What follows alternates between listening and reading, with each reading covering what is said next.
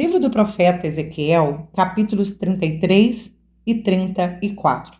Agora nós estudaremos a última sessão do livro do profeta Ezequiel e antes da queda, todas as profecias que nós lemos até agora falavam acerca do juízo de Deus que viria, assim como veio, tanto sobre Judá como sobre as nações vizinhas.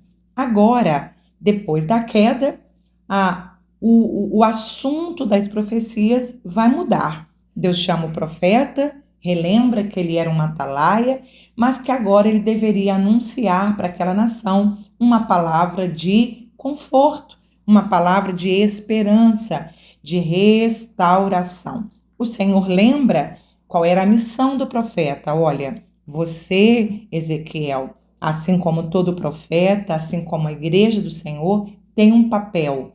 Atalaia é aquele que era responsável de anunciar ao povo quando avistasse ao longe o inimigo vindo para atacar, ele deveria tocar a trombeta, avisar o povo, olha, o inimigo está vindo, para que as pessoas se preparassem. O Senhor usa essa metáfora dizendo, você é o profeta e você deve avisar.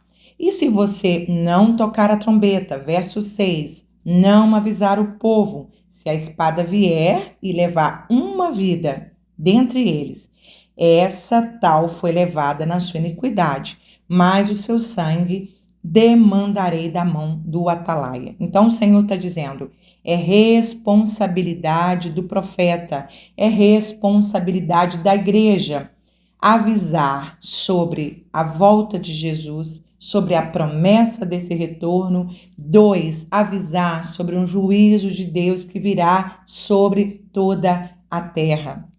Avisar o juízo de Deus é um ato de amor. Quantos profetas de Deus hoje, quantos líderes hoje não anunciam o juízo de Deus, não fala do inferno, não fala da ira de Deus, não pregam sobre o arrebatamento, com medo de perder seguidores, com medo de não serem ovacionados e ocultam o juízo de Deus. Noé não ocultou que as águas viriam. Ló também avisou que o fogo de Deus desceria sobre Sodoma e Gomorra, e a igreja do Senhor também precisa avisar.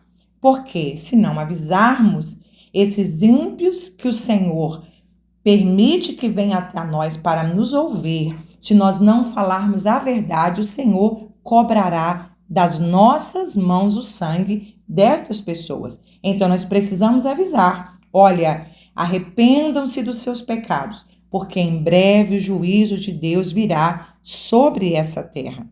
Verso de número 13, o Senhor ainda alerta, olha, quando eu disser ao justo que certamente viverá, e ele confiando na sua justiça, praticar iniquidade, ou seja, quantas pessoas acham que fazer caridade, fazer boas obras, acaba isentando a sua culpabilidade dos seus pecados. O Senhor está dizendo, não, eu não quero caridade, eu não quero obras, antes de tudo eu quero arrependimento. As boas obras são consequências da salvação, como fruto do Espírito.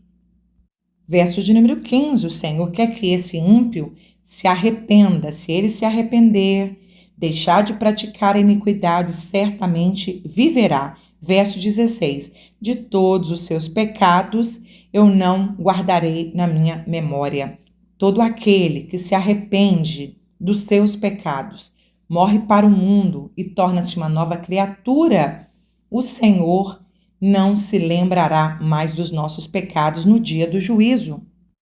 Verso de número 30, o Senhor diz, quanto a ti, filho do homem, os filhos do povo falam a ti, falam de ti junto às paredes, nas portas da casa, falam um ao outro, cada um seu irmão, dizendo, vinde, peço-vos e ouvi qual seja a palavra que procede do Senhor. Mas eles vêm a ti, verso 31, só ouvem as palavras, soam romanticamente aos ouvidos deles, mas eles não se arrependem. Olha, Ezequiel, verso 33, mas quando acontecer o que você está profetizando, eles saberão que houve no meio deles um profeta. Capítulo 34, o Senhor vai pronunciar um juízo contra os líderes infiéis, esses pastores que deveriam estar apacentando essas ovelhas, alimentando essas ovelhas, sendo exemplo para a nação de Israel, pregando arrependimento. Eles estavam apacentando a si mesmo, comendo a gordura, aproveitando da lã das ovelhas, mas estavam deixando essas ovelhas doentes. Verso de número 6, andando desgarradas. O Senhor disse: olha, eu vou trazer um juízo sobre esses pastores, que eu os chamei para liderar, para conduzir essas ovelhas à salvação, à santificação, e eles não estão cumprindo o seu papel. Eu vou executar um juízo sobre eles. Mas virá um dia que eu mesmo, verso 11, eu mesmo vou atrás dessas ovelhas, eu mesmo vou pastoreá-las. E o Senhor promete então no verso 23, levantarei sobre elas um só pastor, e ele as apacentará. O meu servo Davi, ele vai apacentar. O Senhor estava prometendo aqui que Jesus seria esse pastor que apacentaria essas ovelhas e seria para sempre. Verso 31, vós, pois, ó ovelhas minhas, ovelhas do meu pasto, vocês são homens, mas eu sou o vosso Deus. Não se esqueçam disso, minhas ovelhas. Vocês são ovelhas, eu sou pastor. Vocês são seres humanos limitados, dependentes de mim, que sou o todo-poderoso Deus e o único e soberano pastor de vocês.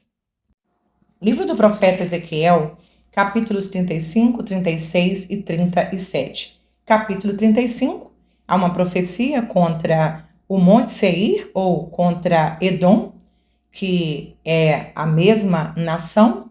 Os edomitas eram os descendentes de Esaú, e Esaú, desde o ventre, brigava muito com seu irmão Jacó, brigavam muito pela liderança. Depois, com a venda da primogenitura, acabou surgindo a inimizade entre eles, e essa inimizade se estendeu a esses dois povos, a Edom, que são os descendentes de Esaú, e Israel, que são os descendentes de Jacó.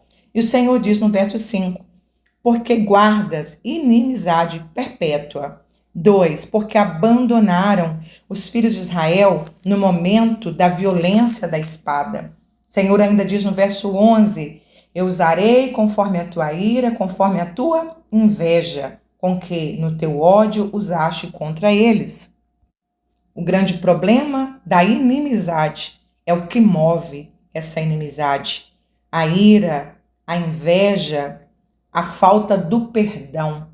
É claro que viver o que a Bíblia nos ensina, amar aquelas pessoas que nos perseguem e perdoar aqueles que nos ofendem, não é uma tarefa muito fácil, humanamente dizendo, mas através do Espírito Santo, nós podemos obter o caráter de Cristo e o mesmo sentimento que houve em Cristo Jesus. Assim como Jesus perdoou aqueles que o condenaram à morte de cruz, nós também devemos perdoar aqueles que nos ofendem. Jesus orou, Pai, perdoa-lhes, pois não sabem o que fazem. Quando nós oramos a oração do Pai Nosso, nós oramos, perdoa-nos os nossos pecados, assim como nós perdoamos aqueles que nos ofendem. Então, se quisermos alcançar o céu, precisamos perdoar. Capítulo de número 36, há uma promessa de restauração. A partir do verso de número 16, o Senhor vai falar dessa restauração que ele fará como a nação de Israel. Essa nação que ficou dispersa, essa nação que sofreu tantas perseguições, o Senhor está dizendo que vai juntá-los novamente. Verso de número 24, e vos tomarei dentre as nações, e vos congregarei de todos os países, e vos trarei para a vossa terra. Há uma promessa aqui de uma restauração material. Mas não somente material. O Senhor não está falando apenas dessa profecia, que parte dela já se cumpriu, a nação de Israel voltou a ser nação por volta de 1948, hoje ela é uma nação novamente, mas não somente dessa restauração material, mas o Senhor promete também uma restauração espiritual. Verso 25: ficareis purificados. Houve uma libertação total da idolatria quando o povo voltou do cativeiro.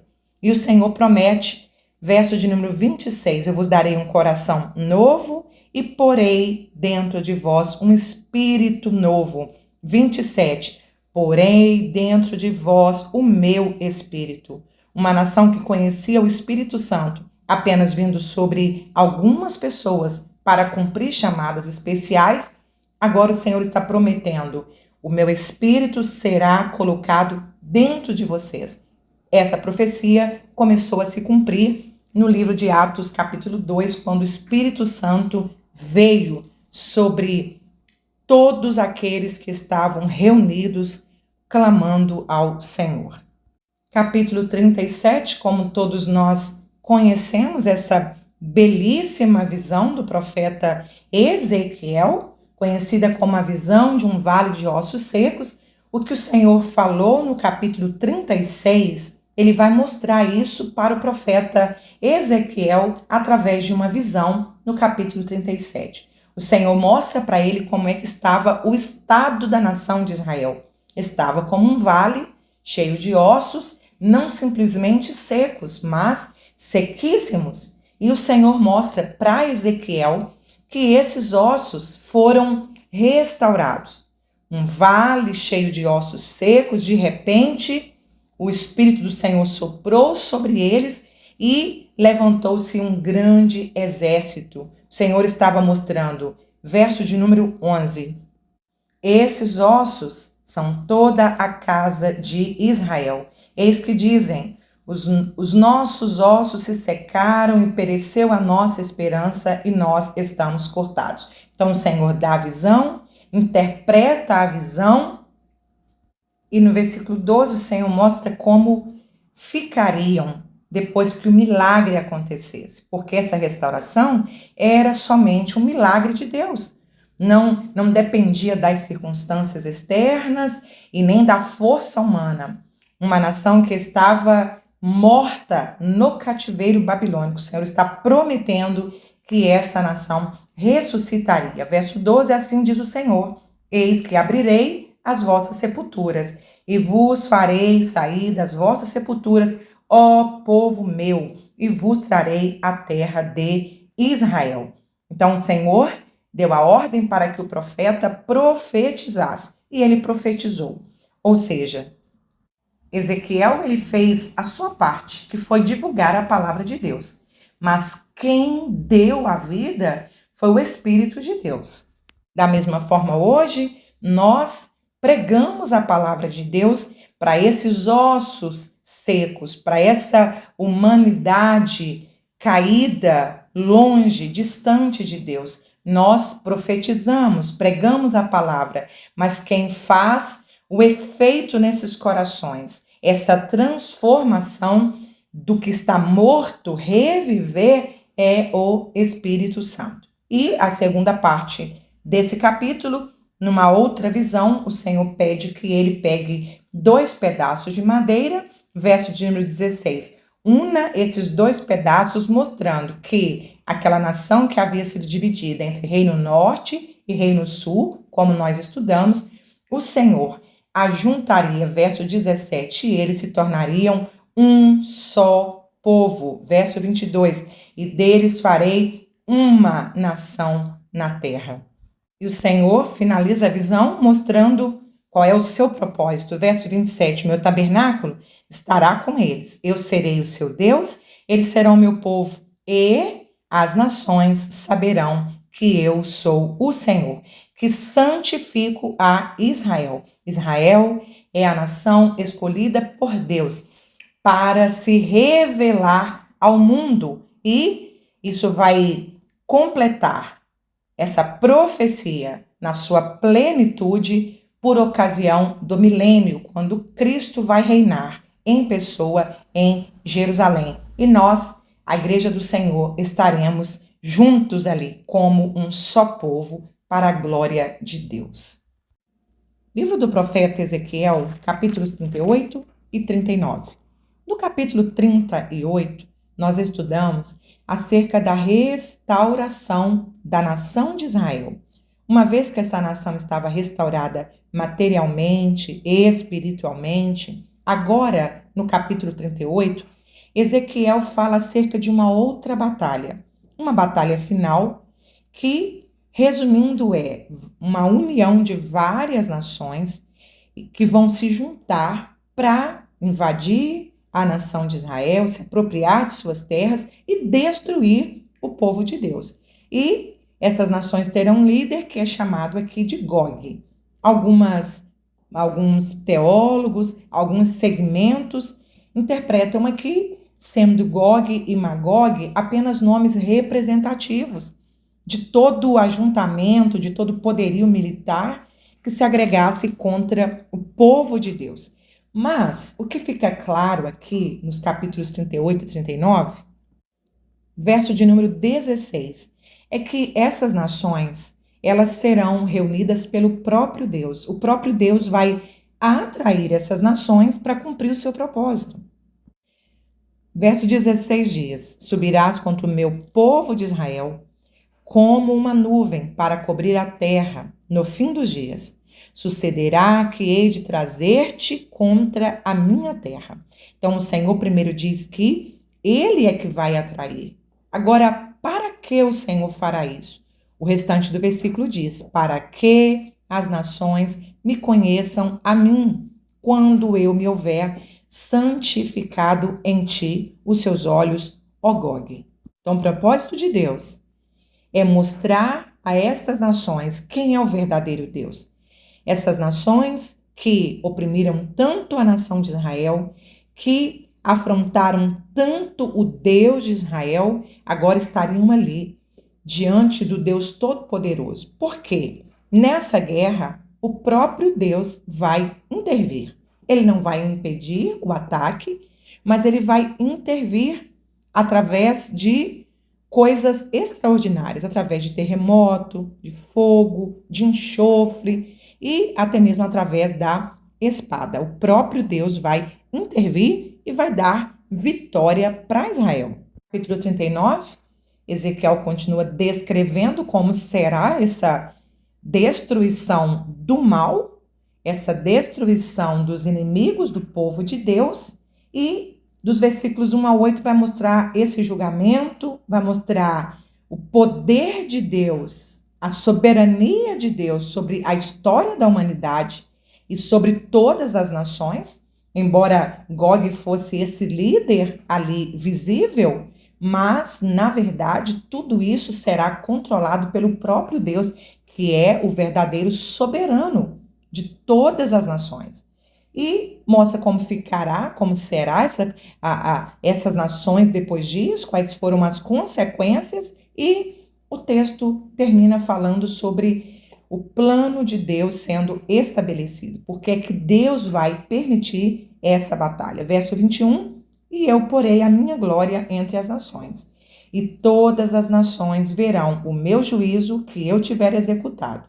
Verso 22, e saberão quem? Além das nações, os da casa de Israel, que eu sou o Senhor, seu Deus, desde aquele dia em diante. Então, a nação de Israel reconhecerá que o seu Deus é o único e todo-poderoso Deus. Verso 28, saberão que eu sou o Senhor, o soberano, o todo-poderoso. Verso de número 29, nem esconderei mais a minha face deles, quando eu houver derramado o meu espírito sobre a casa de Israel. O Senhor está prometendo um reavivamento sobre aquela nação. Um avivamento vai se cumprir em Atos 2, quando o Espírito Santo foi derramado sobre os filhos, sobre os pais, quando estavam reunidos, esperando a chegada do Espírito Santo. Mas a profecia aqui diz que esse Espírito Santo será derramado sobre aquela nação quando eles reconhecerem o poder do Senhor. Então, esses dois capítulos mostram uma mensagem profética sobre um evento futuro e mostra a soberania de Deus, o seu papel na história da humanidade. Tudo começa em Jesus e tudo vai terminar com Jesus, e as nações reconhecerão o seu grande poder. Toda língua confessará, todo joelho se dobrará e terão que reconhecer que Jesus é o Senhor de todos os tempos e por toda a eternidade.